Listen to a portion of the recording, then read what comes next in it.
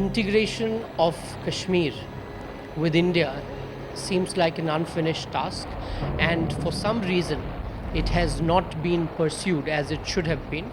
Removal of Article 370, it's something which is in the guiding principles of the Constitution itself.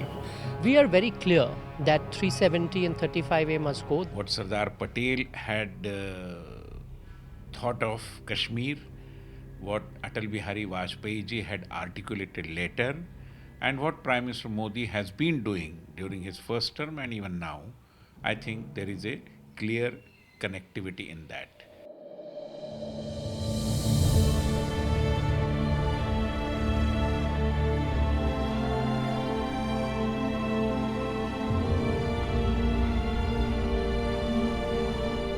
Sardar Vallabhbhai Patel. Born October 1875. Barrister at law and leader of the Indian National Congress.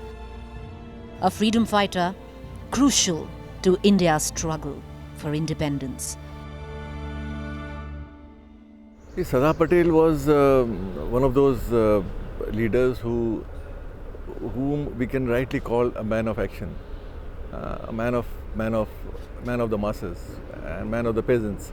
So he spent all his politics working for the peasantry, working for the farmers' rights, struggling for them, and all the movements he was involved with before he became a mainstream politician with Gandhi in the Congress party. He was doing all that in Gujarat, so he was known for that. And he was a man with firm ideas and a very decisive decision maker. So that was his persona. The first half of 1947 was critical to India's history. The end of British rule was certain, so was partition. But what was uncertain was the number of partitions.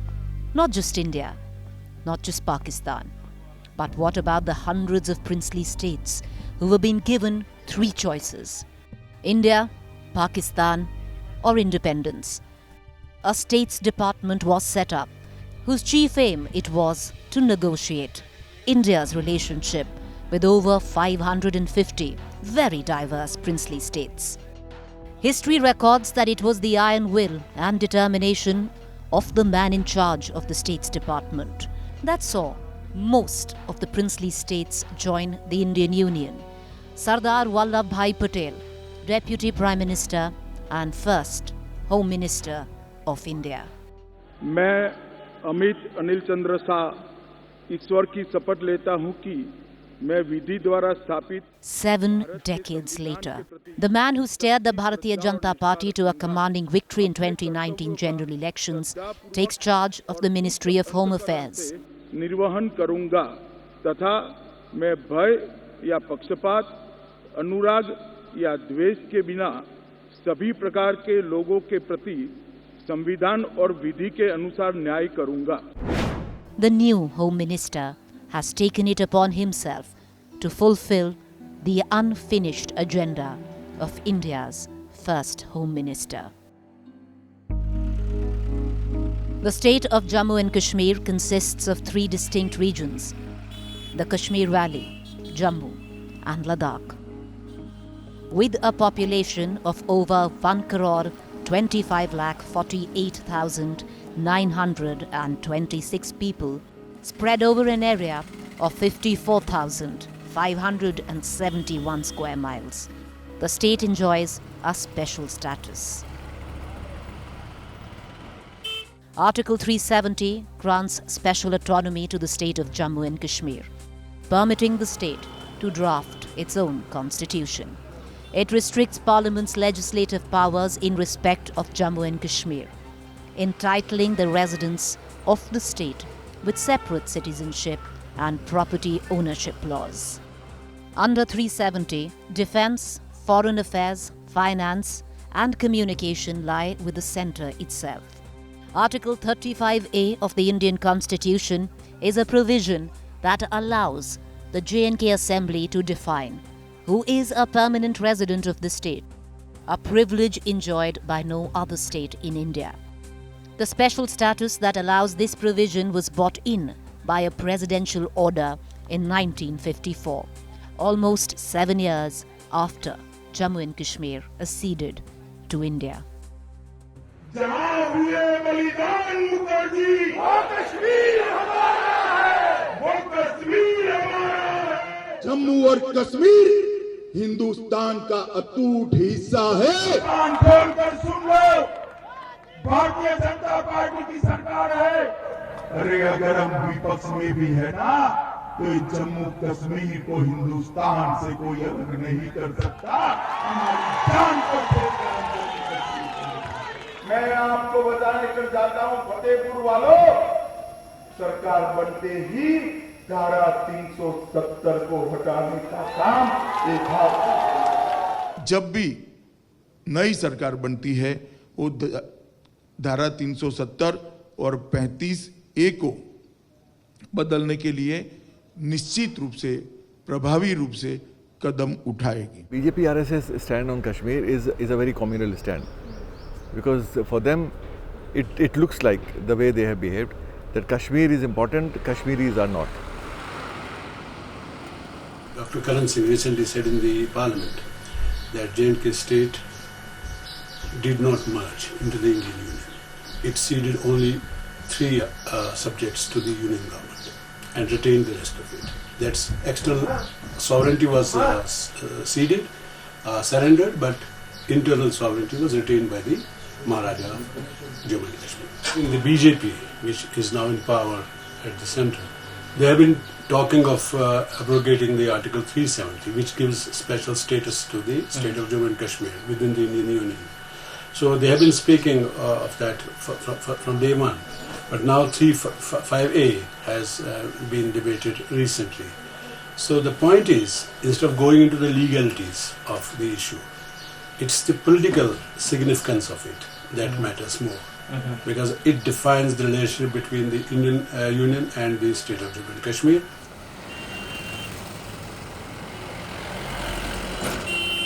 These are the most, what should I say, most sensitive issues, these 2 clauses. Now, why these clauses came in? During the time of accession of Kashmir, these were some conditions which were put before the Kashmiris or before Indians, that you have to give this special treatment. Only then Kashmir can be, because there was a choice whether Kashmir has to come to India or Kashmir has to be autonomous or has to go to Pakistan or whatever. You know? So these were the conditions with which we agreed. Right. The then government agreed. Right. And it was not just Jawaharlal Nehru, the government of India agreed. You know? So we can't blame Nehru, because we do that all the time. Sardar Patel was part of that same government. Sardar Patel was a Home Minister. Nehru could not have taken a decision without Home Minister's consent. Home Minister had to agree. And Patel was a Home Minister. And Patel, as we all know, was a man with firm ideas. And you can't, he was not a pushover. After the Bharatiya Janata Party stormed to power in 2014, the new government announced the building of the tallest statue in the world for the tallest leader of the land. For many, it came as a surprise that the tallest leader did not turn out to be the father of the nation. मैं जम्मू कश्मीर की जनता को कहने आया हूं कि जम्मू कश्मीर भारत का अभिन्न हिस्सा है, इससे कोई अलग नहीं कर सकता। अगर देश के पहले प्रधानमंत्री सरदार वल्लभ भाई पटेल होते तो मेरा कश्मीर का ये हिस्सा आज पाकिस्तान के पास न होता। जवाहरलाल नेहरू जो गलती कर गए 1947 में, अब तक चली आ रही। Not much is there on record about Patel's personal views on Kashmir. Sardar Patel authored no book and rarely penned articles. History reveals his personal views mostly through letters he wrote and by records his colleagues kept. I understand that Pandit Jawaharlal Nehru is himself coming there as a messenger of peace to bring about honorable settlement of this vexed question. After all, he's also a Hindu, and that a Kashmiri Hindu, and he's one of our foremost patriots and one of the greatest leaders of modern India. He is, as all human beings are, liable to err, but all his actions are governed by considerations of highest patriotism. Therefore, you need not be afraid of him or his actions. Let us hope this unfortunate trouble in Kashmir will end soon and it will leave no bitterness behind.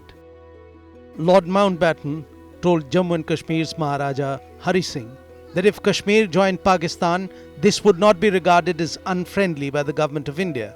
Mountbatten added that he had a firm assurance on this from Sardar Patel himself. Sardar was content to leave the decision to the ruler, and that if the ruler felt that his and his state's interests lay in accession to Pakistan, he would not stand in his way. 71 years have passed since Kashmir joined India. None of the dramatis persona are alive. So who remains to tell the other narrative of what really happened? We take a look at the events as records show. What history records? Dramatis personae. Jawaharlal Nehru, India's first Prime Minister. Sardar Patel, India's first Home Minister. Sheikh Mohammad Abdullah, Kashmiri leader who initially wanted an independent Kashmir. Maharaja Hari Singh, the Hindu Dogra ruler of the state from 1925 till October 1947. Muhammad Ali Jinnah, founder of Pakistan and its first Governor General. How the drama unfolded. 1925. Hari Singh inherits the throne and becomes Maharaja of Jammu and Kashmir. 1932. All J&K Muslim Conference is formed to fight for rights of the Muslims in J&K. Sheikh Abdullah emerges as a leader of the Kashmiri people. 1939. All J&K Muslim Conference renames itself as National Conference and assumes a more secular outlook. Campaigns against the Maharaja. Abdullah is arrested a number of times. August 1947. Partition. Maharaja Hari Singh does not join India or Pakistan. Government of Jammu and Kashmir asks India and Pakistan to agree to a standstill agreement. Pakistan signs, India does not. October 1947. Relations between Kashmir and Pakistan remain tense. Pakistan cuts off essential supplies and blocks free transit of travellers between Kashmir and Pakistan. 22nd October 1947. Tribal raiders from Pakistan enter Jammu and Kashmir and pillage their way towards the capital, Srinagar. 24th October 1947. The government of India receives a desperate appeal for help from the Maharaja. 25th October 1947. V.P. Menon, Secretary of the Ministry of the States, India, meets the Maharaja in Srinagar. 26th October 1947. Maharaja signs the instrument of accession with the provision that a plebiscite would be conducted as soon as the raiders leave the territory of J&K. 27 October 1947. Indian troops start landing in Srinagar and begin pushing the raiders back.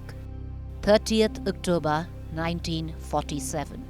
Pakistan issues a statement claiming the Kashmir accession was based on fraud and violence and such cannot be recognized. According to historians, Sardar Patel had initially not been keen on uniting Kashmir with India at any cost. But historian Rajmohan Gandhi says Patel's attitude towards the issue changed when he heard that Pakistan had accepted Junagadh's plea for accession. In Junagadh, the situation was opposite that of Kashmir. Junagadh had a large Hindu population with a Muslim ruler and was expected to accede to India following the two-nation theory. As days went by, rumors about an apparent rift between Nehru and Patel over the handling of Kashmir surfaced. But a letter written by Patel to Nehru sets the matter to rest. I do not think that anything which could have been done for Kashmir has been left undone by me, nor am I aware of any difference between you and me on matters of policy relating to Kashmir. Still, it is most unfortunate that persons down below should think that there is gulf between us. It is also distressing to me. The first Home Minister of India was very clear on how the Kashmir tangle would or could affect India in the days and years to come. In a letter to Sheikh Abdullah, he wrote, "What happens in Kashmir will affect the rest of India. For us, therefore, Kashmir has a double significance. On no account do I want Kashmir to become a kind of colony of foreign interests. I fear Pakistan is likely to become that if it survives at all. It may well be that the Pakistan people look upon Kashmir as a country which can yield them profit. This can be done, I suppose, by allowing foreign vested interests to exploit Kashmir directly for a substantial consideration." See, Sardar Patel's view on Kashmir was, and this is something which has been raised by many people, that Sardar Patel was even ready to bargain for Kashmir in lieu of Junagadh. No? That's what people have said many times. So Kashmir, Sardar Patel was not so emotionally attached to it. He wanted to solve the problem. He wanted a resolution of the problem. No? So for him, it was not something so emotional that you actually fight endlessly on a piece of land.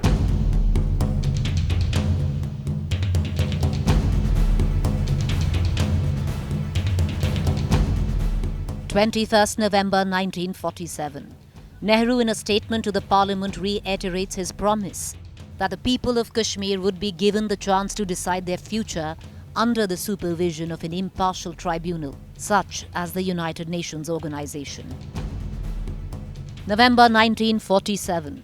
India proposes that Pakistan withdraws all its troops first, as a precondition for a plebiscite, which Pakistan rejects on the ground that the Kashmiris may not vote freely given the presence of the Indian Army and Sheikh Abdullah's friendship with the Indian Prime Minister Jawaharlal Nehru.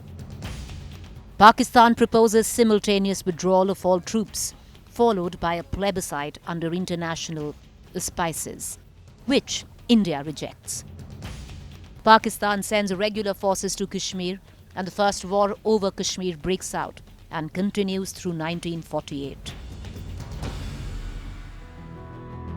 In January 1948, when the first war between India and Pakistan has begun, Patel was already doubting the involvement of foreign or international parties to the dispute.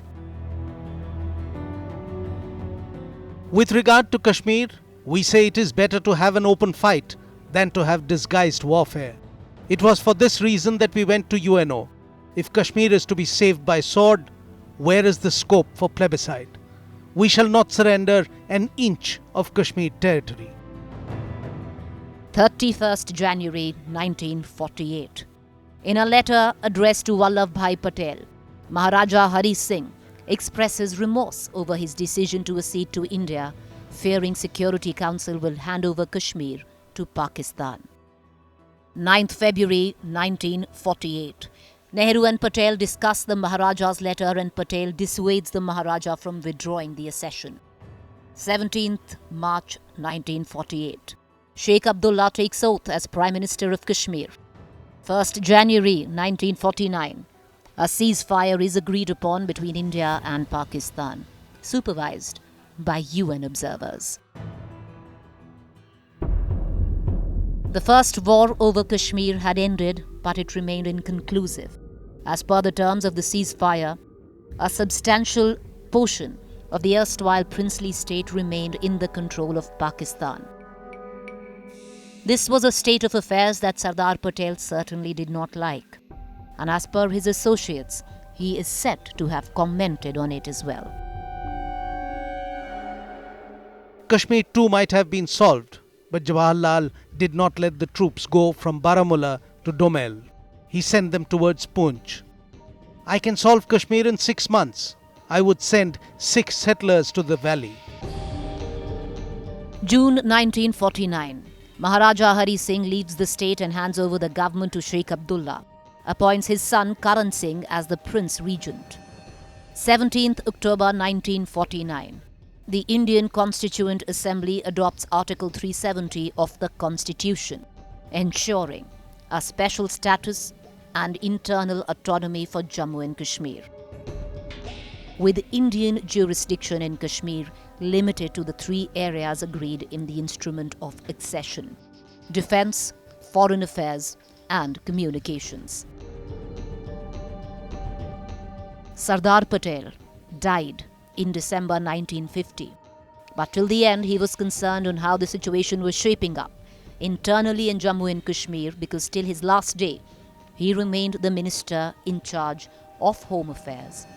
And as always, he called a spade a spade.